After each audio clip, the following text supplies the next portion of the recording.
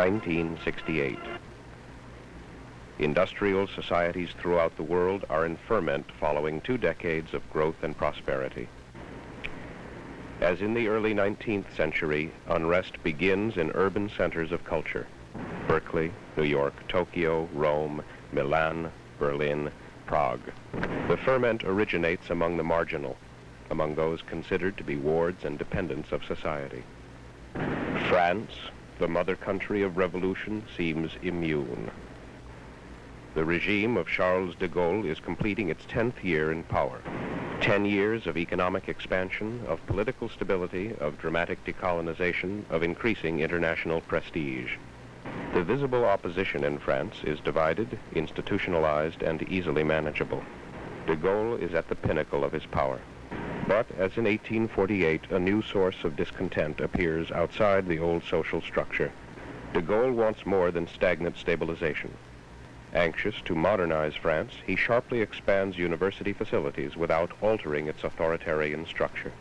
To relieve pressure on the Sorbonne, a new American-style campus is thrown up at Nanterre, just outside Paris, amidst some of the worst slums in France. Here are concentrated students in the human and social sciences, drawn primarily from the upper-middle-class areas of Western Paris.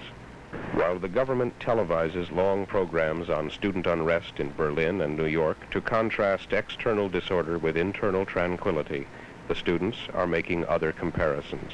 Their middle-class backgrounds with the dreariness of their campus and the misery crowding up around it. The vociferous explosion of youth elsewhere with the rigorous paternalism of their own system.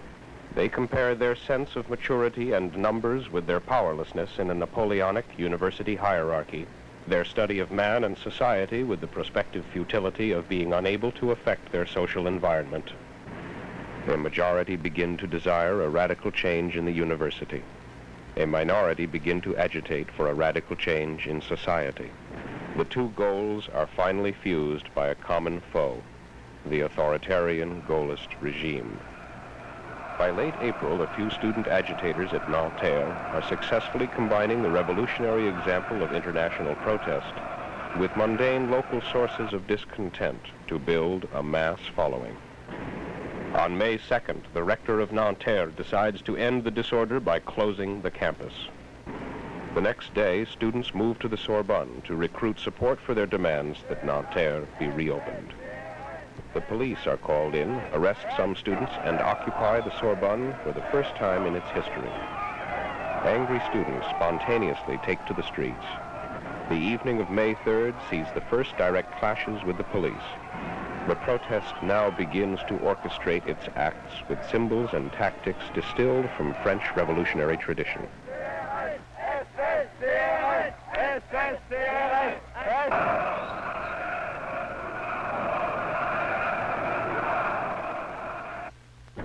On May 9th, the militant left rallies in its traditional meeting hall, La Mutualité. Its keynote speaker is Alain Crevin, who will become an official presidential candidate in 1969 to gain free exposure for revolutionary propaganda on national television. Paris has again become the center for European revolt. Radical students from France are joined by representatives of Italy, Germany, Belgium, and Spain to solidify the movement and sustain its momentum. Speaker follows speaker denouncing capitalism, imperialism, bourgeois nationalism, and bourgeois culture. Dieses freien Landes nur betreten, von der Sicherheitspolizei ins nächste ausfliegende, nicht von oppositionellen Parteirentnern, sondern von einer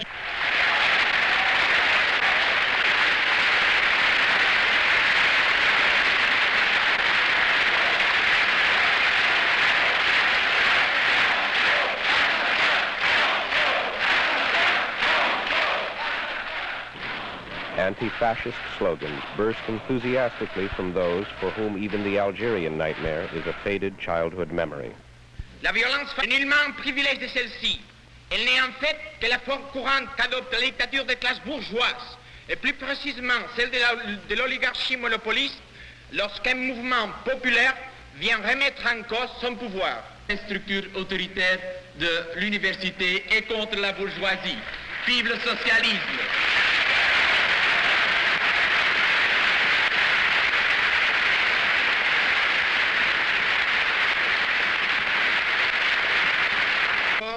La presse pouvait présenter les événements d'Allemagne comme le fait d'un mouvement étudiant excentrique, isolé en Europe, et auquel les mouvements étudiants de France et d'Italie ne pouvaient apporter tout au plus qu'un mouvement de solidarité. Nous avons...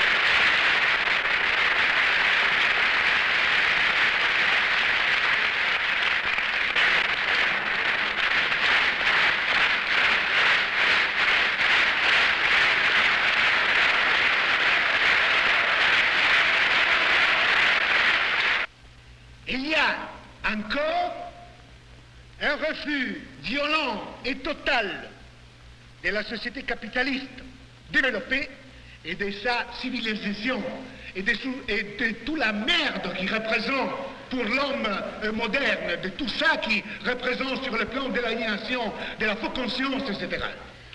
La politique de ce mouvement a été caractérisée comme aujourd'hui en tant que farouchement anticapitaliste, anti-impérialiste.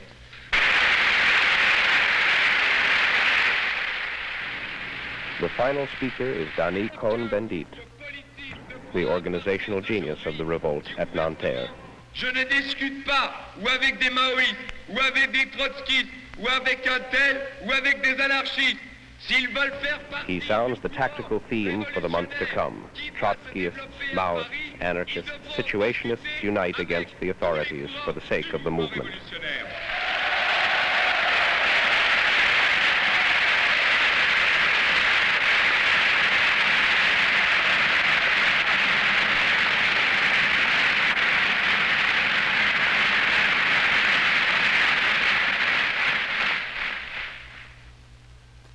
On May 10th, the authorities are served with the traditional entree of Parisian revolutionary cuisine, cobblestones and barricades. Public opinion is strongly sympathetic to the students. The government is hesitant and uneasy.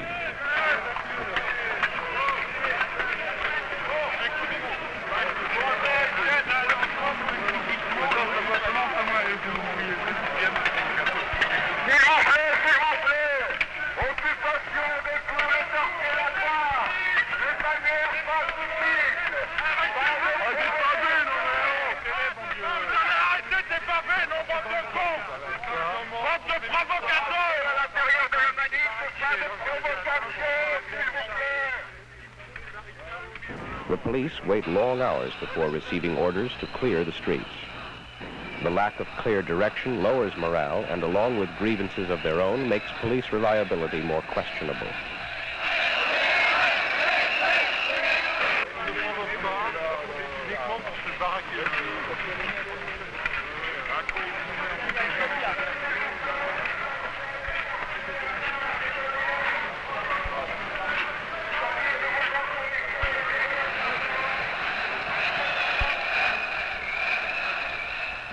Stones are the weapons of the students, gas grenades, clubs, and fire hoses those of the police. To those who think in military terms, the barricades seem impossibly anachronistic. After the May events, André Malraux, Minister of Culture, will declare such barricades outmoded in an era of tanks. Engels already found them outmoded by 19th century weaponry, as had Napoleon at the end of the 18th century. But barricades are a weapon of civil strife, a sign of crumbling authority. They are effective only as long as the state cannot or will not employ full military force.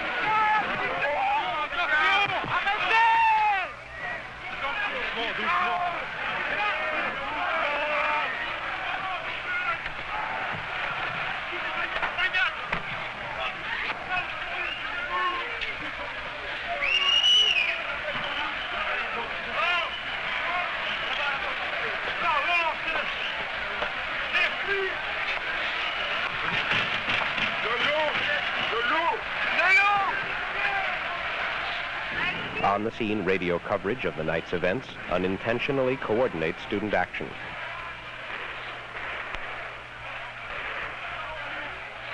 This is the first indication of the new role to be played by the mass media in the month-long drama.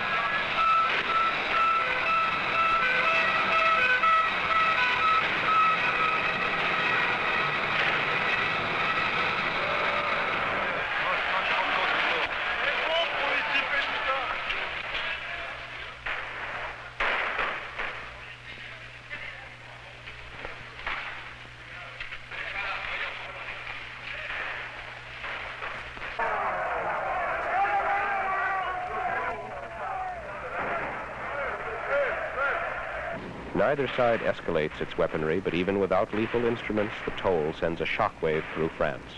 Almost 400 wounded, over 400 arrested, mostly the children of respectable Parisian parents. Even without tanks, the government is accused of unleashing unrestrained police violence. May 13, 1968, the 10th anniversary of de Gaulle's return to power.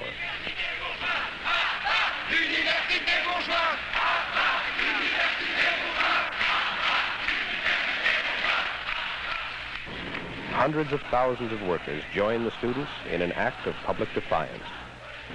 Not since the Popular Front of 1936 has France seen such street demonstrations. Nowhere in the world have workers responded so massively to student initiative.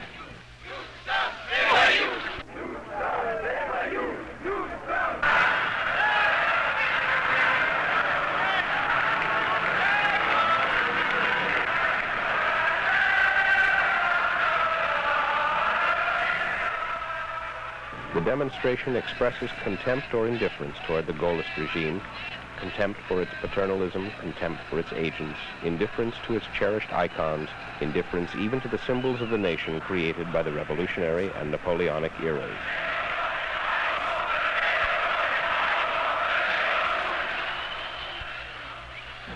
It is a confrontation with the whole authoritarian heritage, yet an oblique, almost playful confrontation. It does not antagonize the public and keeps the authorities off balance. The ritual of revolution played with gusto, without desperation, without despair. The cadenced chanting of slogans echoes in the streets. Down with the bourgeois university. University of the people. All power to the workers. De Gaulle resign. French police, Nazi SS. Stop fascism here. The government's epithets are turned into proud claims. They chant, "We are hoodlums," as they will later identify with the expelled Cohn-Bendit, "We are all German Jews." Like many of the words, many of the symbols of past revolutions appear. The red flag of socialism, the black flag of anarchism, the clenched fist raised high, the hymn of the proletariat, the International. But the new context, the new actors, subtly alter their meaning. The old disinherited join the new, and for a brief moment, the 19th and 20th centuries seem to overlap.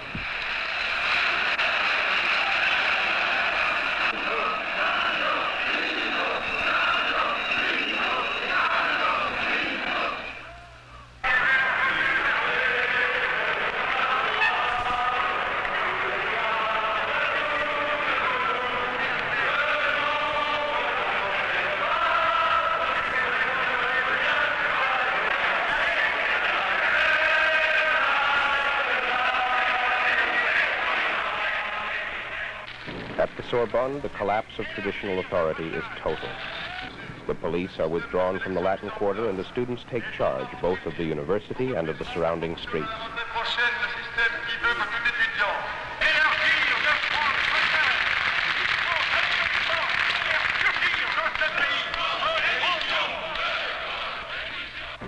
regular academic functions cease. The professorial nobility commits corporate suicide. University gets its revolutionary government, its student soviet, founded on continuous discussion. Students reject expertise, hierarchy, academic and political neutrality.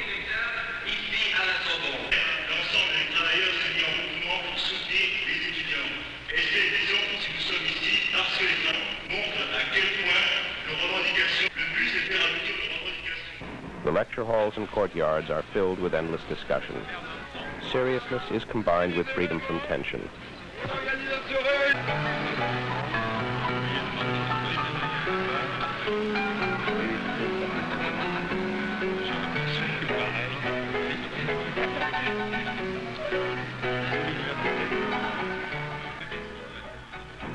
People want to talk, to listen, to express themselves, to exchange views. Everything is put into question.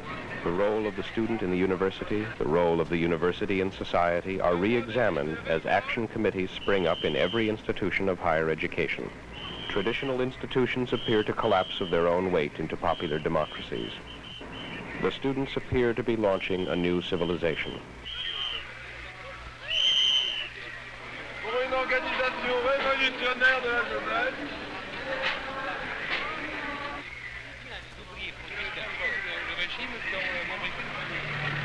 demandez la parole de Dieu contre le marxisme.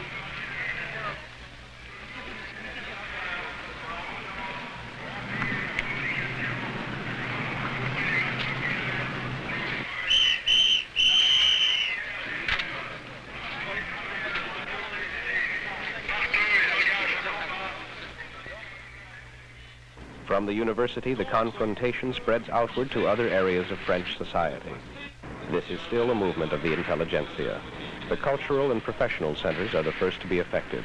Typical is the seizure of the Odéon Theater in the Latin Quarter, denounced as a bastion of bourgeois culture.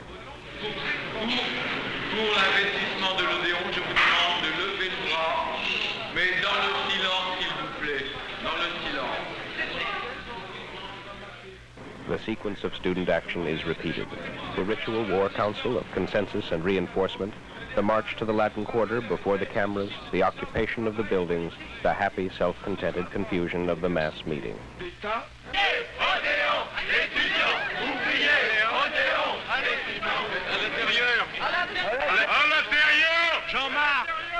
Jean-Marc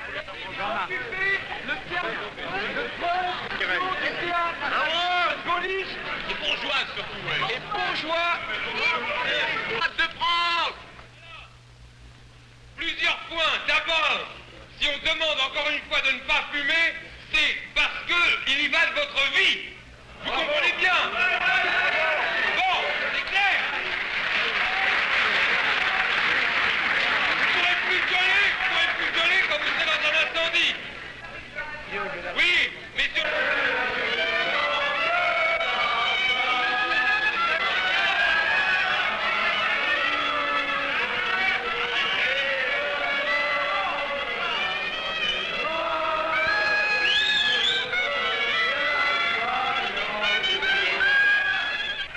No one knows quite what to do, but everyone has a suggestion. The mood is one of exhilaration rather than determination, of self-indulgence rather than self-defense. No Robespierre or Trotsky, not even a Cohn-Bendit rises to galvanize the assembly to revolutionary fervor or determined action. Jean-Louis Barrault, the sympathetic director of the theater, can describe the process as a happening. And Julian Beck can call it real living theater, the most beautiful drama he has ever seen.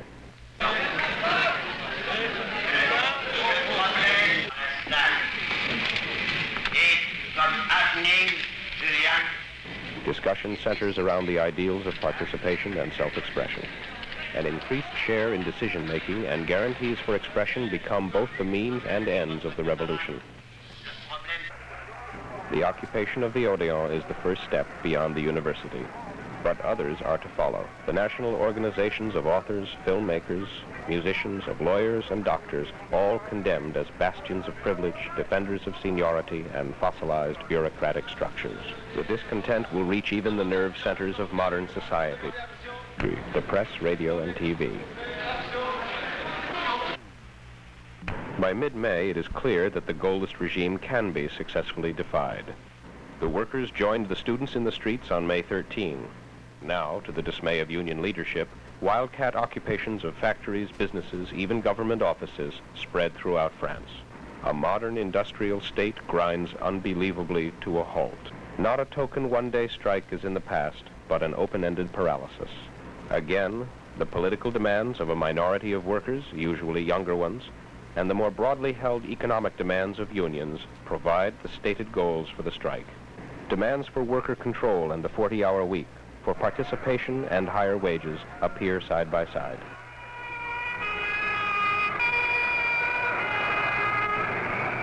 The union leadership spends the second half of May racing just to stay abreast of its membership. By May 22nd, without central coordination, there are 10 million workers on strike.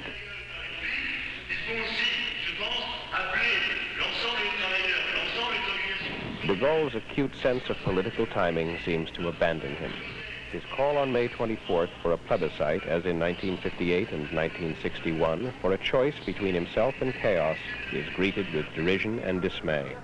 The initiative passes to the parliamentary and labor leadership. Dans une bataille où ils ne sont pas sûrs de vaincre. Par contre, ce qui est nécessaire, c'est quelle que soit l'évolution de la lutte, nous devons reprendre seulement le combat à partir du moment où tous nous aurons obtenu les cahiers revendicatifs, et c'est sur un mot d'ordre général, central, dans le désordre, mais au contraire l'exigence que le comité central de grève nationale donne un mot d'ordre de reprise ensemble, comme le mouvement s'est déroulé ensemble. Dans ces perspectives, Premier Pompidou hopes to take a leaf from the Popular Front government of the previous generation. He seeks to divide the workers from the students by repeating the pacification strategy of Leon Blum in 1936.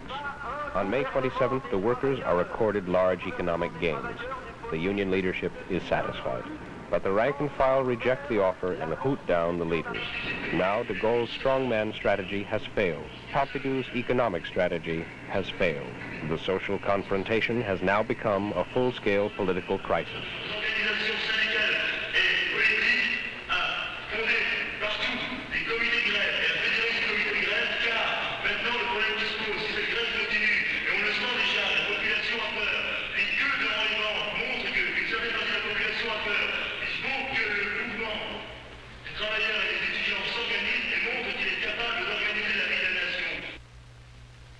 Dans les transports.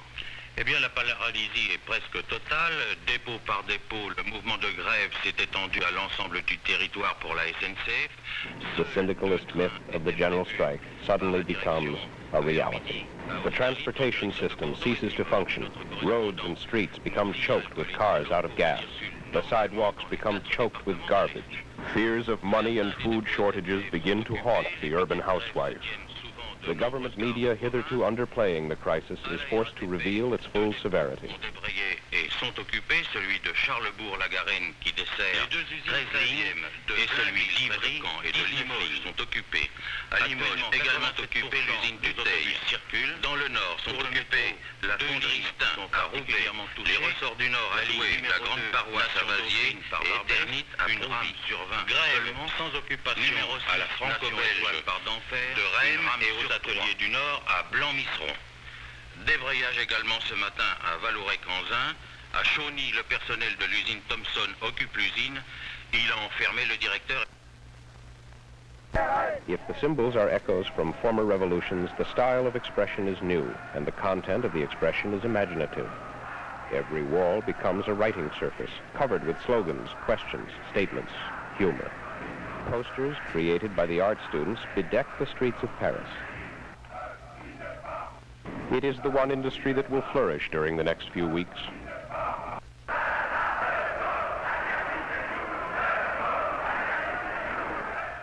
In the last week of May comes a crescendo of marches, rallies, and barricades.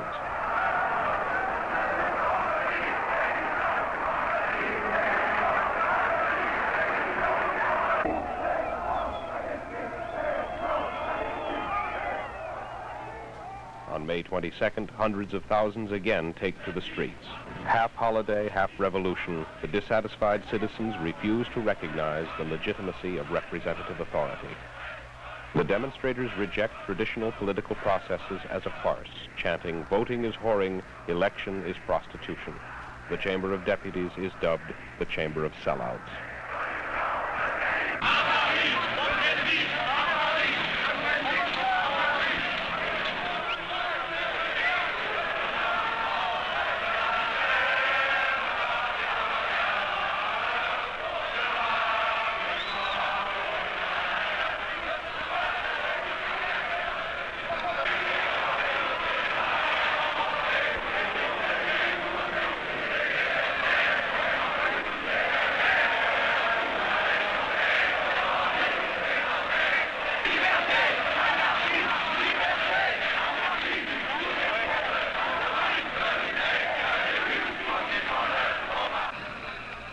On May 24th, the long-awaited address of de Gaulle to the nation is the signal for the most widespread and violent confrontation of the month. Streets are ripped up and trees are felled. As in February 1848, the barricades are built slowly, conscientiously, and professionally. The construction proceeds without apparent fear of sudden interruption. The public looks on with the detachment of spectators seeing preparations for a contest whose outcome is of no great concern.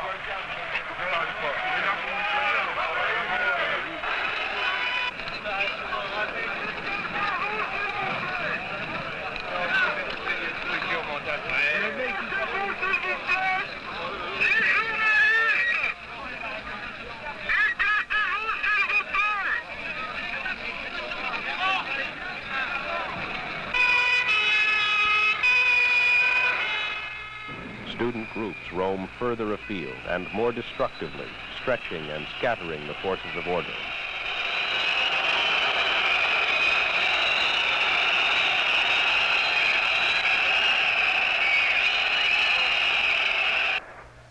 The stock exchange on the right bank is damaged by fire.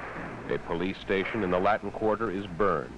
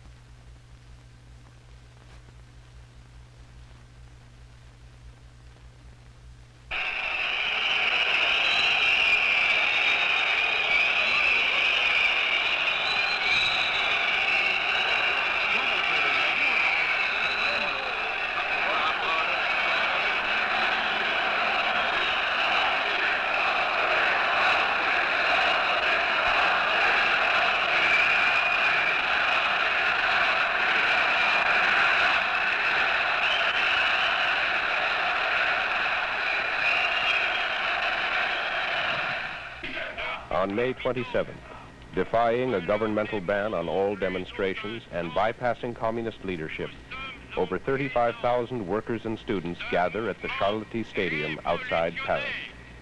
For the first time, the participants seem convinced that revolution is actually possible. Openly insurrectional slogans are shouted as France wonders if the government will simply disintegrate through its inability to restore normal living and working conditions.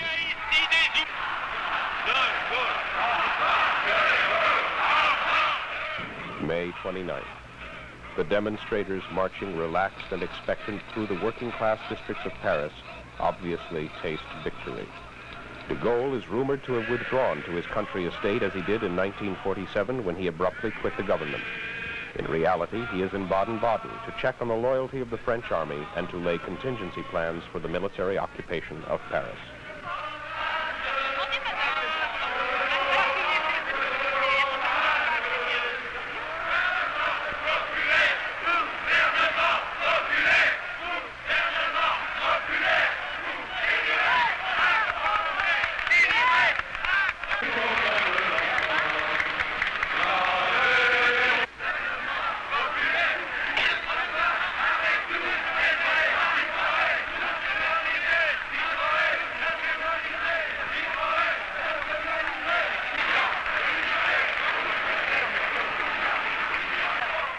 But Paris in 1968 is to be spared a repetition of the June days of 1848.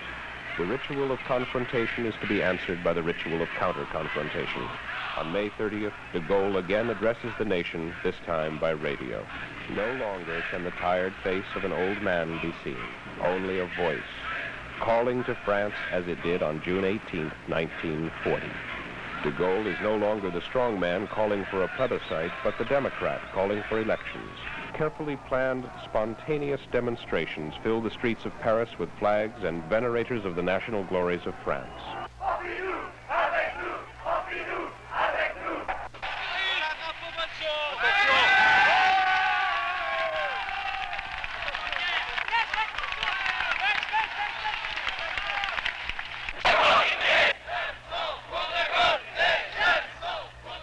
In the battle of symbols, de Gaulle is holding trump. He challenges the revolutionaries to defy the voice of universal suffrage. Overnight, the situation changes. On June 1st, a final anti-Gaullist rally is held at Montparnasse on the left bank. But the demonstration now only represents the ghost of a revolutionary threat.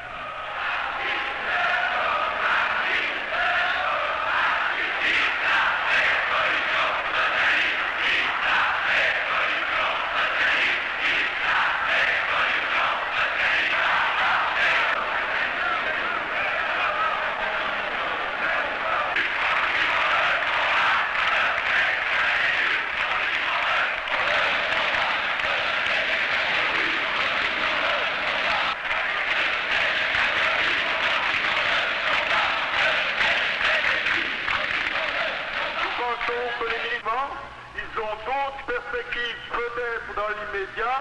Ils pensent qu'il ne suffit pas d'un mouvement, mais qu'il faudra construire à terme un parti capable de mener la lutte jusqu'au bout. Ils ont donc encore à s'exprimer en tant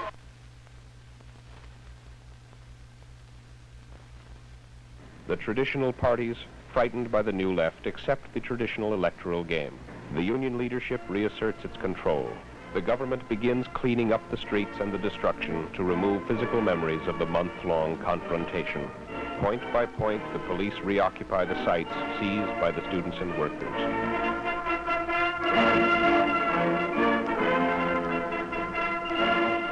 Yet there is no apocalyptic ending. The tide of defiance ebbed as it had arisen in successive waves. There were no mass arrests, no sudden dispersion of desperate men. The movement was to disappear with the erosion of defiance as it had appeared with the erosion of authority. The universities continue to experience turmoil but find no echo beyond their walls. The French return to work and begin preparing for their summer vacations.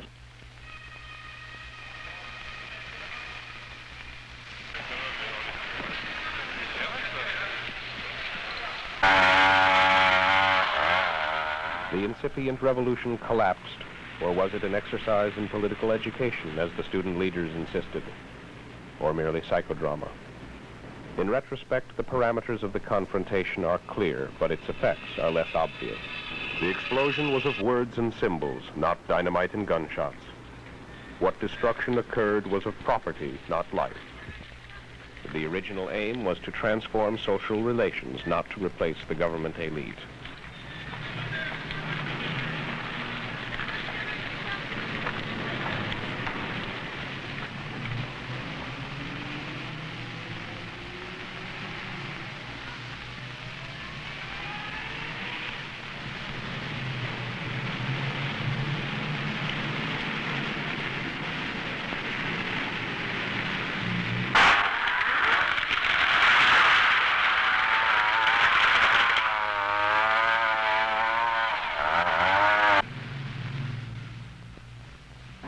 actions and symbols call to mind the French revolutionary tradition. But the role of the communications media, the age and origins of the main actors, the university as the vanguard, the importance of words and self-expression, the emphasis on open-ended process rather than fixed models, mark it distinctly as an event of 1968.